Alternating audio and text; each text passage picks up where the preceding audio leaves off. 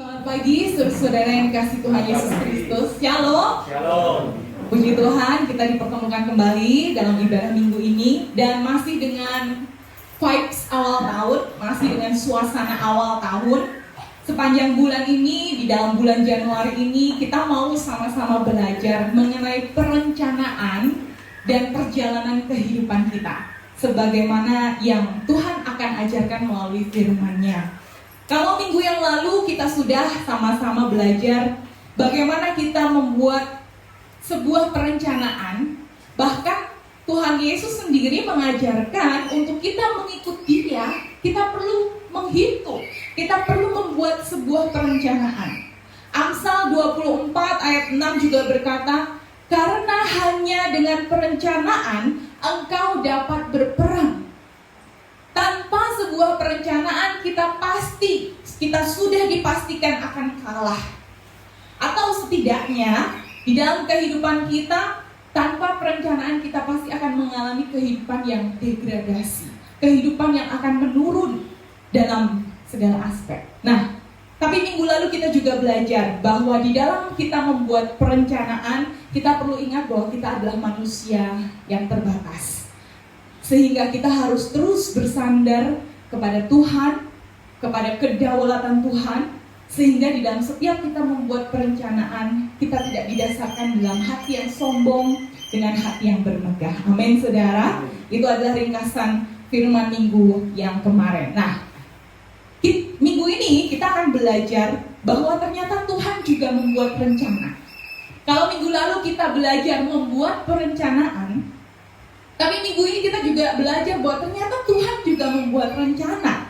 Tuhan tidak hanya sekedar menyuruh kita menghitung, merencanakan, tetapi Dia sendiri juga membuat perencanaan di dalam hidup kita secara pribadi maupun di dalam sejarah manusia. Sepanjang sejarah manusia yang ditulis dari kitab Kejadian sampai kitab Wahyu, Dia membuat rencana. Nah, pagi ini mari kita mengenali seperti apa rencana Tuhan kita. Kita mau buka Alkitab kita di dalam satu ayat yang saya yakin saudara pasti sudah hafal.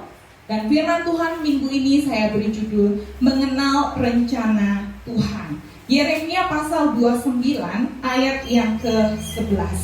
2-3. Sebab ini mengetahui rancangan-rancangan apa yang ada padamu demikianlah yaitu rancangan damai sejahtera dan bukan rancangan kecelakaan, untuk memberikan kepadamu hari depan yang penuh harapan. Amin. Saudara, pada waktu saya kuliah di Semarang, setiap hari Jumat saya dengan teman-teman harus pergi dari Semarang bagian atas, Bukit Semarang Baru, ke kota, daerah Jalan Gajah Mada, karena kami harus ibadah pendalaman Alkitab. Setiap kali kami melakukan sebuah perjalanan, di tengah jalan itu, di Jalan Pemuda, salah satu ruas utama di kota Semarang, itu adalah jalan yang sangat macet. Ada satu masa di mana kami setiap mau pergi itu udah males banget kalau kami lewat situ. Karena di situ itu adalah jalan yang macet, terus abis itu kotor, abis itu berantakan, karena di daerah itu ada pembangunan besar-besaran akan sebuah apartemen. Jadi rencananya akan dibangun apartemen yang besar di pusat kota Semarang. Tapi hari berganti hari, kok nggak jadi-jadi ya? Minggu demi minggu kami lewat, kok nggak selesai-selesai? Bahkan tahun demi tahun, saya kuliah di Semarang 4-5 tahun, itu nggak selesai-selesai, sudah. Ini kok kotor sekali, ini berantakan banget. Kapan selesai-selesainya? Jadinya kayak apa sih ini gedungnya? Dan ternyata bukan cuma saya yang berpikir demikian. Ternyata teman-teman saya juga mengeluh hal yang sama. Dan saya rasa pengguna jalan di daerah situ juga sama-sama ngeluhnya kalau lewat situ. Macet, kotor gitu. Tapi tahukah saudara, ada satu orang yang tidak mengeluh, ada satu orang yang tidak khawatir, ada satu orang yang enggak bingung, ini kapan jadinya, ini bentuknya bagaimana, ini bentuknya mau seperti apa. Tahukah saudara siapa orang tersebut? dari gedung itu. Arsitek dari gedung itu dia nggak bingung, dia nggak khawatir, dia nggak heran ini nanti mau jadi apa. Memang berantakan, memang kotor, bahkan mungkin bikin macet, tapi dia tahu bentuknya akan jadi seperti apa. Dia tahu kira-kira ini kapan selesainya, dan dia tahu bagaimana ini gedung ini jadinya. Dan benar saudara, setelah saya lulus kuliah dari STT di Semarang, sekitar 1 tahun kemudian, ternyata gedung itu menjadi begitu megah, begitu luar biasa. Namanya apartemen Marqués de Lafayette di Jalan Pemuda Semarang.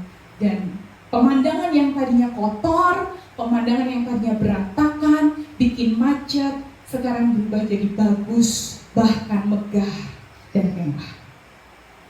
Saudara, bukankah itu juga terjadi di dalam perjalanan kehidupan kita? Kadangkala, bahkan mungkin seringkali, kita menemukan di dalam hidup kita masa-masa di mana hidup kita berantakan, di mana hidup kita ini rasanya stagnan. Kita ngeluh, kita mempertanyakan hidup kita kok gini-gini aja ya. Seakan-akan gak jelas, seakan-akan masa-masa hidup kita ini suram. Tapi tahukah saudara-saudara, ada satu pribadi yang tidak khawatir, ada satu pribadi yang tidak bingung, ada satu pribadi yang sudah tahu dengan jelas apa yang akan terjadi di dalam setiap kehidupan saudara dan saya. Siapa saudara? Tuhan, arsitek agung kita. Dia dikatakan di dalam Yeremia 29 ayat 11 dengan jelas dikatakan, aku ini mengetahui rancangan-rancangan apa yang ada padaku mengenai kamu. Dia tahu rancangan kehidupan saudara dan saya. Dia tahu rencana yang besar di dalam hidup kita. Seberapa berantakan pun hidup saudara saat ini, Tuhan berkata, rancangan yang ada padaku, dikatakan bukanlah rancangan kecelakaan, tetapi rancangan apa? Damai sejahtera, untuk memberikan hari depan yang penuh pengharapan. Apakah ayat ini diberikan pada saat keadaan baik-baik saja? Kalau saudara membaca perikop dari pasal 29, ini perikopnya judulnya apa saudara? Surat kiriman kepada orang-orang buangan di Babel. Ternyata ayat ini diberikan kepada orang-orang yang sedang dibuang di Babel. Perhatikan, ayat ini tidak diberikan kepada bangsa Israel saat hidupnya nyaman, saat hidupnya tenang, tidak. Tetapi justru pada saat bangsa Israel ada di dalam pembuangan, di mana mereka kehilangan tanah mereka, di mana mereka kehilangan orang-orang yang mereka kasihi, di mana hidup mereka terasa tidak jelas, terasa berantakan. Tetapi Tuhan bilang, hey, rancanganku kepada kamu adalah rencana penuh damai sejahtera. Amin, saudara. Ada rencana agung yang besar, yang mungkin saat ini kita nggak ngerti, tetapi Dia, arsitek agung kita, Dia tahu. Dan saya ingin mengajak saudara untuk mengenal rencana seperti apa yang Tuhan miliki. Rencana damai sejahtera seperti apa yang Tuhan miliki buat kita. Sehingga pada saat kita mengalami segala sesuatu dalam hidup ini, kita baru memulai tahun baru, kita nggak tahu apa yang akan terjadi sepanjang tahun ini. Tetapi apapun boleh terjadi, tetapi pada saat kita ngerti rencana Tuhan, kita bisa melewati segala sesuatu dengan ketenangan. Amin. Dengan sebuah kepercayaan, dengan sebuah iman dan pengharapan, karena Allah kita memiliki rencana yang penuh dengan damai sejahtera. Amin, saudara. Nah, mari, kalau begitu seperti apa rencana Tuhan di dalam hidup kita? Kita mau baca 2 ayat yang pasti juga saudara sudah pernah tahu dan saya sering ulang-ulang, tapi kita mau membahas ini secara detail di dalam Roma pasal 8 ayat 28 sampai 29 sudah ada di depan layar. Mari kita baca bersama-sama 2 ayat ini. 1, 2, 3. Kita tahu sekarang bahwa Allah turut bekerja dalam segala sesuatu untuk mendatangkan kebaikan bagi mereka yang mengasihi Dia, yaitu bagi mereka yang terpanggil sesuai dengan rencana Allah. Sebab semua orang yang dipilihnya dari semula, mereka juga ditentukannya dari semula untuk menjadi serupa dengan gambaran anaknya, supaya ia, anaknya itu, menjadi yang sulung di antara banyak saudara. Saudara dikasih Tuhan, ayat ini ditulis oleh Rasul Paulus kepada jemaat di Roma. Pada saat Paulus sedang ada di dalam sebuah perjalanan ke Roma, itu saudara bisa baca di Kisah Para Rasul. Paulus mengalami kapal yang terombang-ambing di lautan selama berhari-hari. Paulus mengalami badai. Orang-orang di dalam kapal begitu panik, orang-orang di dalam kapal begitu takut, bahkan mereka membuang semua barang-barang yang mereka punya, tetapi tetap tidak menolong. Kapal tetap terombang-ambing, diombang-ambingkan angin badai, bahkan berhari-hari sampai mereka tuh nggak mood makan. Dikatakan berhari-hari lamanya mereka tidak mau makan karena udah panik, khawatir, takut. Tapi perhatikan, kalau saudara baca kisahnya, Paulus dia tetap tenang di dalam badai itu. Paulus tetap tenang, bahkan dia bisa mengambil keputusan yang baik, yang bijaksana dan yang tepat. Kenapa? Karena di dalam badai Paulus tahu ada rencana Tuhan. Paulus sudah tahu big picture-nya seperti tadi. Meskipun itu berantakan, tapi Paulus sudah tahu ada desain yang bagus yang Tuhan udah sediakan. Dan kalau saudara baca, akhirnya singkat cerita, Paulus dan orang-orang yang ada di dalam kapal itu, mereka bisa sampai ke Roma dengan selamat. Saudara, bagaimana sikap saudara saat menghadapi badai kehidupan? Bagaimana sikap kita saat menghadapi permasalahan-permasalahan yang muncul? Apakah kita bersikap panik, khawatir, bahkan tidak mau makan karena kita nggak mood? Atau kita bisa menghadapi badai kehidupan dengan ketenangan karena kita tahu rencana Tuhan dalam hidup kita? Nah, mari kita mau belajar bagaimana kita bisa tenang karena kita kenal rencana Tuhan. Dari ayat yang Paulus tulis dari Roma 8 ini, ada 3 hal yang saya mau bagikan. Ada 3 rencana Tuhan di dalam hidup kita yang perlu kita kenali. Dan pada saat kita kenal, saya berdoa supaya itu mengubah cara pandang kita dan mengubah perilaku atau respon kita dalam keadaan apapun. Yang pertama, bahwa Allah turut bekerja dalam segala sesuatu. Ini adalah hal yang pertama yang perlu kita kenali, bahwa ternyata rencana Allah itu sempurna di dalam segala sesuatu. Segala sesuatu itu apa? Ya semuanya. Pengkhotbah 3 ayat 11 juga mengatakan, Ia membuat segala sesuatu indah pada waktunya. Ada pengulangan lagi kata segala sesuatu. Segala sesuatu itu apa? Semuanya. Yang baik, yang buruk, yang besar, yang kecil, bahkan hal-hal yang kadang kita tidak pikirkan. Allah campur tangan di dalamnya. Seringkali kita ini melihat segala sesuatu ini terpisah-pisah. Oh, kalau yang baik itu adalah rencana Tuhan. Kalau hal yang buruk, ini kayaknya ini rencana dari setan ini. Ada kutuk mungkin dan lain sebagainya. Karena kita melihat segala sesuatu dengan kacamata yang terpisah-pisah. Saya mau kasih tahu bahwa pada saat kita sudah ada di dalam Kristus, pada saat saudara sudah percaya dengan imanmu bahwa Yesus adalah Tuhan di dalam hidup kita, maka hidup kita ada di dalam tangannya. Amin, saudara. Dan minggu lalu kita belajar bahwa detail hal-hal kecil sedikit pun ternyata ada di dalam kedaulatan Tuhan. Saya masih ingat pada waktu saya kecil, kakak saya ini suka bikin kristik. Saudara tahu kristik ya, sekarang sudah nggak terlalu terkenal sih. Kristik itu sebuah kerajinan di mana satu benang harus ditimpa dengan benang yang lain untuk membentuk sebuah gambar. Pada waktu kakak saya bikin, saya lihat itu kok nggak karuan. Itu rasanya berantakan karena ada benang yang satu, nanti benang yang lain itu nanti berantakan di bawahnya. Rasanya itu jelek sekali. Itu mau jadi apa? Tapi waktu itu kakak saya bilang, loh ini kan memang belum selesai. Nanti lihat waktu kalau sudah selesai.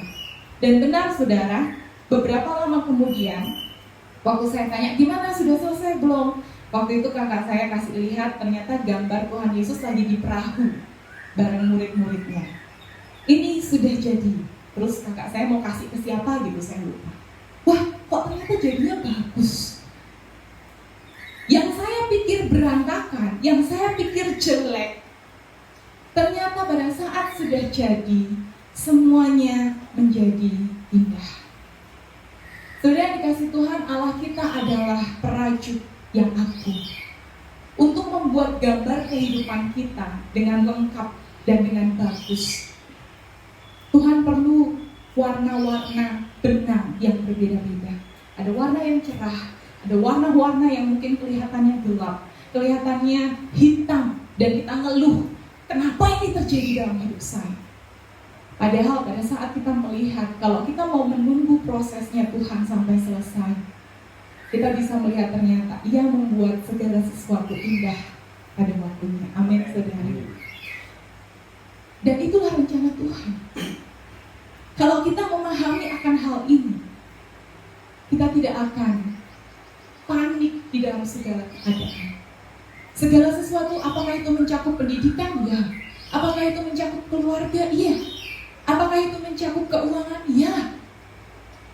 Bahkan di dalam Yakobus pasal 4 kemarin, di dalam setiap hari kita bisa hidup, itu pun adalah kedaulatannya Tuhan. Amin, saudara. Kalau saudara mau melihat kisah yang kelihatannya begitu berantakan, ada satu kisah di dalam Alkitab, yaitu kisah seorang yang bernama Yusuf. Saudara tahu nggak awal perjalanan Yusuf itu dimulai dari apa?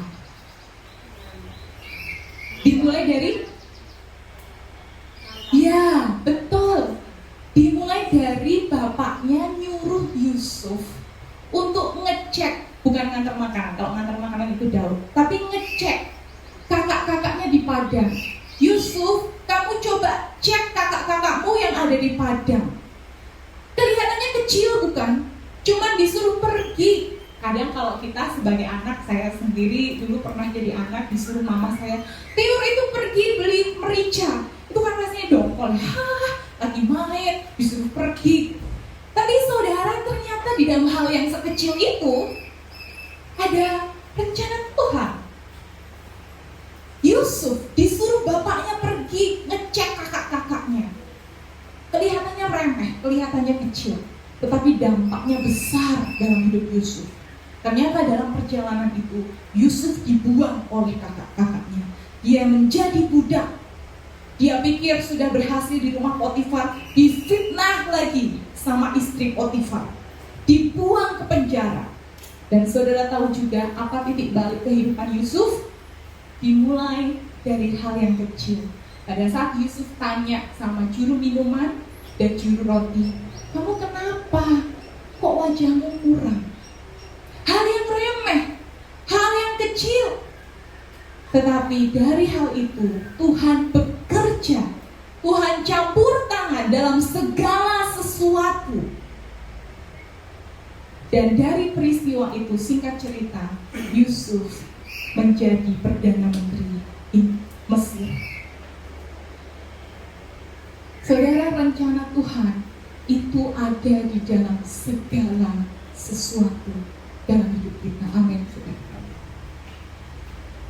Mungkin hal ini agak sulit dipahami. Bagaimana Tuhan bisa terlibat dalam hal-hal yang kecil.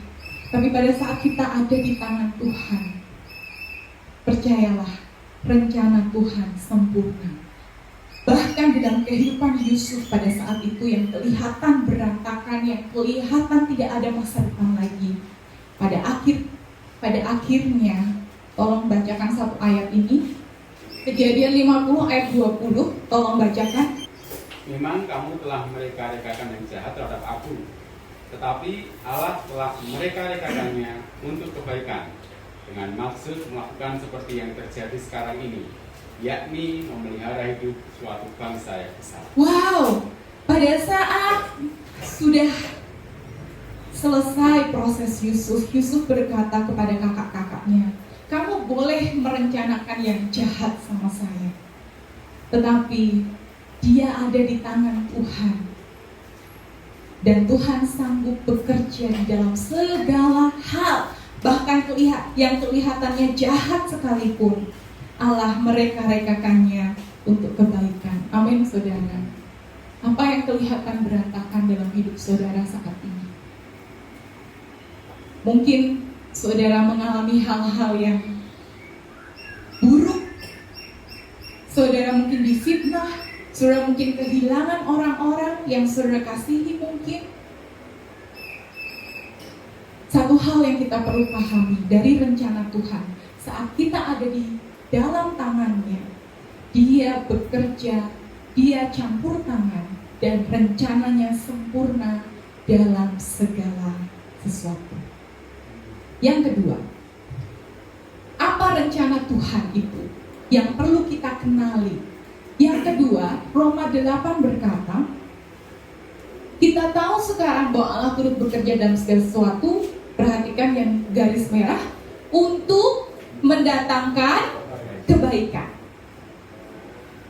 Rencana Tuhan yang perlu kita ketahui yang kedua, selain dia bekerja dalam segala sesuatu, baik yang kecil maupun yang besar, baik yang buruk maupun yang enak, yang kedua adalah rencana Tuhan selalu mendatangkan kebaikan. Seringkali kita suka bertanya kan sama Tuhan saat kita menghadapi hal yang gak enak, saat kita menghadapi hal yang buruk. Tuhan, apa bagusnya saya ngalamin sakit? Udah uang saya keluar banyak, waktu saya habis, saya harus ke rumah sakit bolak-balik. Apa baiknya dari semua itu? Pada saat saudara mungkin mengalami fitnahan, apa baiknya dari semua itu? Apa kebaikan yang bisa saya dapatkan waktu ayah saya meninggal? Waktu kehilangan orang-orang yang saya kasihi, apa baiknya? Saya nggak bisa melihat kebaikan itu. Bagaimana mungkin Tuhan mendatangkan kebaikan? Kenapa pertanyaan-pertanyaan itu muncul? Karena seringkali kita mendefinisikan kata kebaikan dengan versi kita sendiri. Kebaikan versi kita itu seperti apa sih? Seperti apa situasi yang baik menurut kita? Enak, nyaman, waktu suasananya tenang, dompet kita tebal, semuanya mapan, nyaman, sehat. Itu adalah kebaikan yang kita pikirkan. Waktu firman Tuhan berkata, rencana Tuhan mendatangkan kebaikan, pikiran kita tuh langsung hal-hal yang materi, ya kan? Pikiran kita selalu hal-hal yang menyenangkan daging kita. Tapi sebenarnya apa yang dimaksud dengan kebaikan? Di dalam ayat 29, ini masih nyambung. Tadi dikatakan apa? Orang-orang yang dipilihnya itu ditentukannya untuk menjadi serupa dengan gambaran anaknya. Ternyata kebaikan yang Tuhan maksud bukan kemapanan, bukan kenyamanan, tetapi supaya kita semakin serupa dengan Kristus.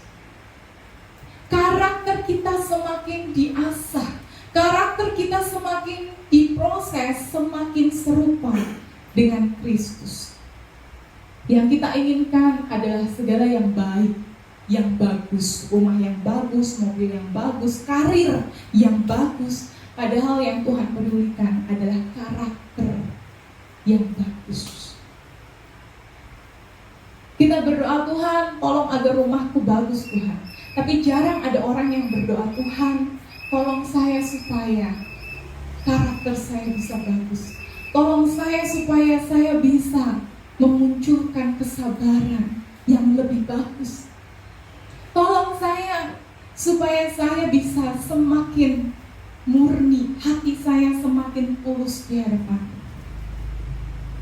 Doa yang kita pikirkan, yang kita ucapkan, seringkali hanya hal-hal yang berkaitan dengan materi dan kebaikan versi kita. Padahal versi Tuhan berkata, aku ingin engkau yang lebih baik. Aku ingin engkau yang lebih bagus. Aku ingin karakter pribadi yang lebih baik. Itu adalah kebaikan yang sebenarnya Tuhan datangkan dari segala sesuatu di dalam hidup kita. Amin, saudara. Oleh karena itu, kalau segala sesuatu boleh terjadi, sebenarnya yang perlu kita tanyakan adalah bukan mengapa ini terjadi, tetapi kita bertanya, Tuhan, apa yang Tuhan mau bentuk dalam hidup saya melalui peristiwa ini? Mungkin kita mengalami sakit. Kita nggak bertanya, mengapa saya sakit Tuhan? Tapi pertanyaannya, Tuhan, apa yang Tuhan mau bentuk dalam hidup saya melalui kesakitan ini? Apakah Tuhan mau bentuk iman? Apakah Tuhan mau membentuk saya lebih berharap? Atau Tuhan mau membentuk untuk saya bisa beristirahat? Karena setiap hari saya sibuk dari jam 0 sampai jam 24, tidak ada waktu buat istirahat. Dan sekarang adalah waktu untuk saya bersahabat dengan Tuhan. Dan dalam segala sesuatu itu, rencana Tuhan pasti mendatangkan kebaikan. Jadi kebaikan yang Tuhan maksud adalah kebaikan supaya kita serupa dengan Kristus. Yang terakhir, di dalam ayat 28, rencana Tuhan seperti apa yang perlu kita ketahui? Dikatakan, bagi mereka yang mengasihi Tuhan. Nah, ini jangan dilupakan, saudara. Tuhan memang mengasihi semua orang, benar. Tetapi, next, hanya orang yang mengasihi Tuhanlah yang bisa mengalami rencananya yang sempurna. Rencana Tuhan itu sempurna, benar. Tetapi bukan untuk semua orang. Karena tidak semua orang tahu bahwa dia dibentuk untuk serupa dengan Kristus. Makanya dalam segala keadaan, dalam segala permasalahan ngeluh sama Tuhan. Karena nggak ngerti bahwa itu untuk mendatangkan kebaikan buat dia. Tidak semua orang paham bahwa hal-hal yang kecil, bahwa hal-hal yang buruk itu pun Tuhan sanggup bekerja. Sehingga kita merasa bahwa rencana Tuhan itu tidak sempurna. Oleh karena itu yang ketiga yang kita perlu pahami, rencana Tuhan itu sempurna bagi orang yang mengasihi Tuhan. Seperti apa orang mengasihi Tuhan? Tolong baca ayat terakhir, Mazmur 18 ayat 2-3. Boleh tolong satu orang bacakan? Ia berkata, aku mengasihi Engkau ya Tuhan, Ya. kekuatanku. Ya Tuhan, bukit batuku, buku pertahananku dan penyelamatku. Allahku, gunung batuku, tempat aku berlindung. Perisaiku, tanduk keselamatanku, kota bentengku. Seperti apa orang yang mengasihi Tuhan? Di dalam Mazmurnya, Daud berkata, aku mengasihi Engkau, ya Tuhan, kekuatanku. Bukit batuku, kubu pertahananku, penyelamatku, gunung batuku, diulang lagi, tempat aku berlindung, perisaiku, tanduk selamatku, kota bentengku. Artinya apa, saudara? Orang yang mengasihi Tuhan adalah orang yang sungguh-sungguh bersandar total kepada Dia. Orang yang hanya menyandarkan hidupnya, percaya penuh kepada Tuhan, menyatakan bahwa Dia adalah kekuatan kita.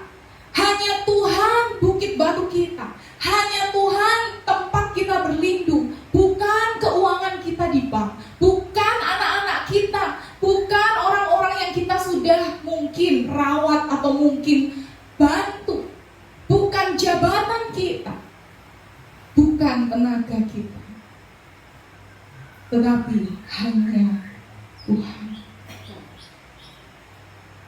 Orang yang mengasihi Tuhan yang sadar seperti firman minggu lalu, adalah sadar bahwa dia adalah manusia yang lemah, manusia yang tidak berdaya. Dan hanya Tuhan yang menjadi sumber kekuatan, sumber pertahanan, sumber pengharapan, penyelamat, kubu pertahanan, dan lain sebagainya. Orang yang merasa dirinya hebat, orang yang merasa dirinya kuat, dia akan sulit untuk menyandarkan hidupnya kepada Tuhan. Dan tentu saja dia akan sulit mengasihi Tuhan. Oleh karena itu Paulus juga berkata, di dalam kelemahanku aku bermegah, karena aku tahu di dalam kelemahanlah kuasa Tuhan itu sempurna. Hanya orang-orang yang menyadari keterbatasan dan dengan kerendahan hati datang kepada Dia, menyatakan bahwa Dia adalah sumber kekuatan kita. Orang tersebut adalah orang yang percaya penuh kepada Tuhan, dan itu yang disebut sebagai orang yang mengasihi Tuhan. Kenapa? Karena hanya orang-orang seperti inilah yang bisa berkata sebagaimana Yesus berkata, bukan kehendakku, tetapi kehendak-Mu. Orang yang menyandarkan hidupnya penuh kepada Tuhan, orang yang percaya bahwa rencana Tuhan itu selalu sempurna dalam segala sesuatu. Rencana Tuhan itu selalu mendatangkan kebaikan untuk memproses hidup kita menjadi serupa dengan Kristus. Dan orang yang demikianlah, yang mempercayakan hidupnya penuh kepada Tuhan, orang itu bisa berkata, Tuhan, jadilah kehendak-Mu di bumi dan di surga, bukan kehendak-Ku. Lakukanlah rencana-Mu meskipun saya nggak paham apa yang saat ini sedang terjadi. Meskipun saya tidak bisa melihat jalan di depan saya. Tetapi Tuhan, aku percaya penuh kepada Tuhan. Rencana-Mu selalu indah. Amin, saudara. Bahkan pada saat kita membuat perencanaan seperti minggu lalu dan rencana kita berantakan, kita tetap akan bisa berkata, bukan kehendak-Ku, tapi kehendak-Mu. Bahkan pada saat kita berdoa dan doa kita tidak dijawab, kita tetap bisa berkata, Tuhan, bukan kehendak-Ku, tetapi kehendak-Mu. Karena firman Tuhan berkata, seperti tingginya langit dari bumi, begitulah tingginya rencana-Ku dari rencana-Mu. Kita boleh membuat perencanaan, kita harus membuat perencanaan, tetapi kita juga tahu bahwa kita punya Tuhan yang berdaulat di dalam hidup kita. Dan rencana Tuhan jauh lebih tinggi daripada rencana kita. Tetapi kita perlu kenali pribadinya, kita perlu percaya penuh pribadinya, sampai kita bisa berkata, bukan kehendak-Ku, tapi kehendak-Mu. Bukan jalanku, tetapi jalan-Mu. Sehingga apapun boleh terjadi dalam hidup kita, tapi sukacita kita senantiasa akan ada. Karena sukacita kita bukan berasal dari keadaan, tapi berasal dari pribadi Tuhan. Amin, saudara.